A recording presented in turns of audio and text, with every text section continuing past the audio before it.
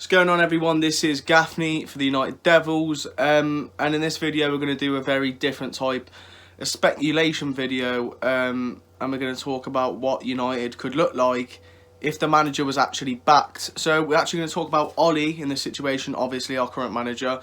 We could do videos and talk about what if Mourinho was backed, what if Louis van Gaal was fully backed, or even David Moyes. But we're doing Ollie in this one because obviously he's our manager at the moment, and given the pretty shocking summer transfer window we've just had, we can discuss if the board and Woodward had actually got Ollie everyone who he actually wanted. So to start with, we're going to go back to Ollie's first summer in 2019 where we got Harry Maguire, Aaron Wan-Bissaka and Dan James. Yes, Maguire, obviously he wanted and he got. Same for Wan-Bissaka. They were pretty obvious signings to make, and Dan James, I believe, was recommended by Giggs or something. But we were supposed to, if you can think back, it looked like we were going to get Bruno Fernandes. Nothing was officially came out, but we were in for him, and I think everyone knows that. And he should have been signed in last summer. And the reason he didn't was obviously just the same reason we didn't get Sancho, because our owners didn't want to spend the money, even though Bruno Fernandes would have been going for a lot cheaper.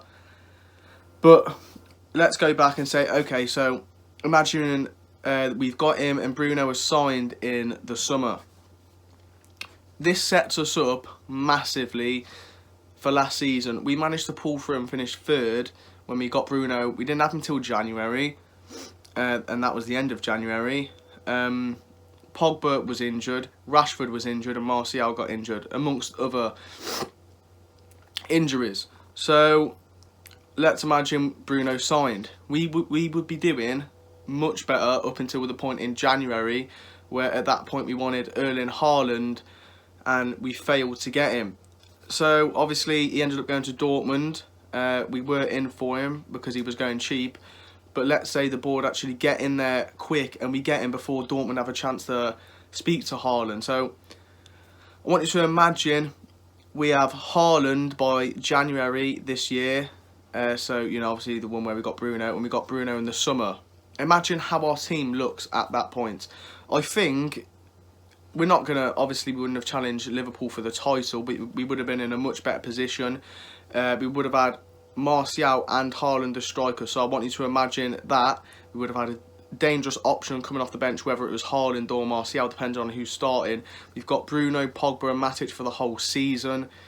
It makes us look so much better, and I think we probably could have finished second potentially last season. We could have had a much better season if we had Bruno for the whole time and Haaland in January. How good a season is that given us? And not only that, I think we're doing better in the domestic cups where we knocked out the semi-finals in both of them. I think we win the Europa League as well.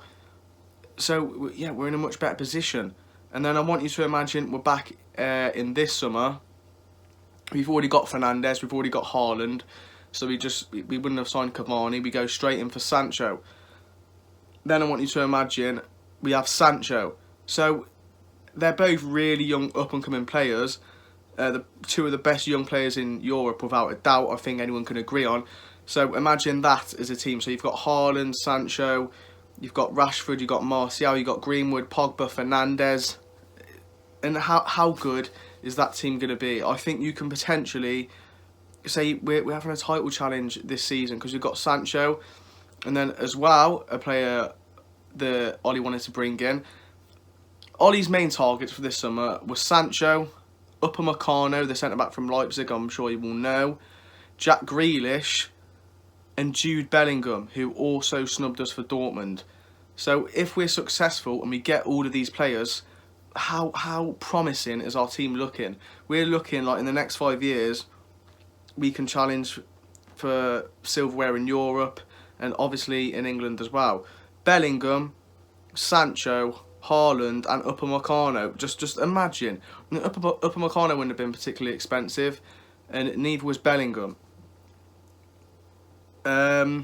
So yeah, that's a main point, and we would be on a potential title challenge this year. We've got one of the best up-and-coming teams in the world in that case. And then, you know, as I said, if you look at the transfer situation, I think we're definitely, out of all the big clubs in England, we are the most unsuccessful in the Premier League and possibly in Europe in terms of how we're on the transfer window and achieving our targets. Everyone else gets their targets. Chelsea got theirs. You know, Arsenal got theirs. They got Partey. The only player they didn't get was Aouar from Lyon, I think it is. Could be wrong on that one, but I believe he's from Lyon. So all of this is what could have been. Imagine how promising our team is looking, how dangerous we are. Then we've got Greenwood on the bench, Haaland on the bench, Bellingham on the bench, and Upamecano alongside, I don't know, probably Maguire, because Upamecano's got the recovery pace. Tejas at left back with Luke Shaw, Wan-Bissaka. How promising and young is that team looking? And all of this proves that we need to stand by Ollie.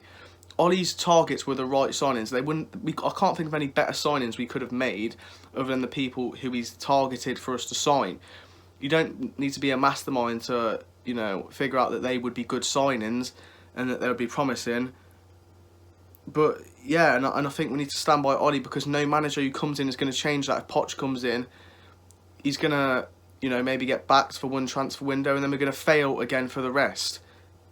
So just because we get annoyed that Ollie makes some bad decisions, it's not going to get any better with a different manager.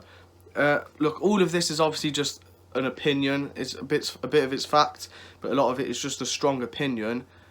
But everyone's entitled to their own opinion, so, you know, just discuss it. You know, maybe leave a comment about it or whatever. But in my opinion, we actually overachieved with Ollie last season. If you look at the team and the injuries we've had, whereas if you look at Arsenal's team, Chelsea's team who underachieved, Spurs who had a shocking season, I think we've overachieved by finishing third. Yeah, it was on 66 points, which was, you know, third place is normally higher points than that. But the fact is, we were still the third best team in England that season, and that's an overachievement. That is an overachievement, and we need to stand by him, in my opinion. And obviously we know the situation with the owners and stuff, and we're in debt, and that's why they're not spending money. They don't actually care about the club, and they know nothing about football really.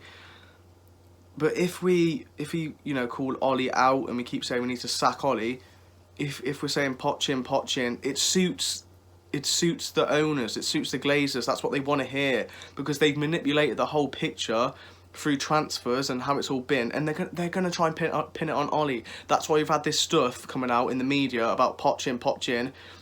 But why? Is this just because Ollie's done bad in his first 3 games? Because this is only coming out after the transfer window's shut, when it's starting to become obvious that we're not getting Sancho, that we're not getting our targets. United are trying to leak this information. I'm certain of it, and I'm sure a lot of you will know that as well. And by us saying Ollie out, they will have no problem. It's an 18-month, two-year sort of reign we've had, which with Ollie, which is the same roughly as we have with Van Gaal and Mourinho. It's going to suit the owners if we call Ollie out, so we get back in that vicious cycle. They bring a new manager in, they back him, and, you know, it gets pressed. We'll sell shirts, fans will be excited, and wrongly so. So it's actually a bit of a painful video to make if you look at what our team could be looking like now had this all come in. Like, it's far-fetched, but it's not at the same time, because all of these transfers could have happened, easily could have happened. I'm sure Upamecano would have been happy to come to United. We know Sancho would have come. Haaland was looking at it. Maybe if we weren't doing so bad before Haaland came in that winter period last season, then he would have wanted to join United. And we would have done better in that winter period had we signed Bruno Fernandes. So this is all a knock-on, a butterfly effect of events, where if we actually get the business done, this isn't ever a problem to begin with. So it's a painful video to make, and we can think what if, and you can say it's delusional, but it's not, because all of these transfers could have happened, and most of them should have happened, you know? I don't think Bellingham snubs us if we've got Haaland, if we've got Fernandes, if Sancho's coming as well. Do you know what I'm saying? So it's a painful video to make, but nonetheless, I think this is just, as I said, more reason as to why we need to back Ollie. And now, yeah, we can get angry at him, but it's only going to suit the owners furthermore. You know, we could have lined up looking deadly and all sorts. Nonetheless though, I think that's going to do it for this painful video. Don't forget to, you know, comment if you've got a different opinion, let it be heard, because football's obviously all about opinions. But nonetheless, don't forget to like, as I said, comment and subscribe, and I'll see you in the next one.